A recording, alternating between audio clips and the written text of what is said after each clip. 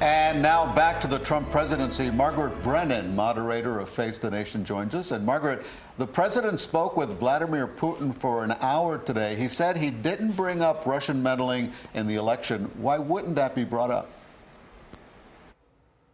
Well, for the White House, that is a matter that has been, they say, dealt with and continues to be dealt with through other measures. The president wanted to talk about Putin, about things that they actually do need to settle now, such as the standoff in Venezuela, where Russia is backing the Maduro-led government there, opposite side of the position from the United States, Ukraine, a number of issues, including potential negotiation over reducing the number of nuclear warheads. But of course, this is a huge area of contention, only underscored by the latest Mueller report reiteration that Russia interfered in the 2016 election in a sweeping and systematic way.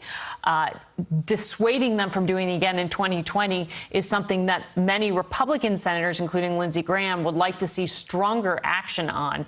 But when it comes to having the conversation itself, the two did discuss at least the Mueller report. The president saying that they both kind of laughed about it, that it was making, he said, a mountain into a mouse. Perhaps he meant into a molehill, mixing metaphors there, but clearly trying to minimize the Mueller report itself and its findings, which were quite serious when it comes to Russian interference. And speaking of Venezuela and Russia, the president also said that Putin is not looking to get involved in Venezuela, which is a direct contrast to what our Secretary of State said earlier this week. What does the president's conversation today mean when it comes to Venezuela?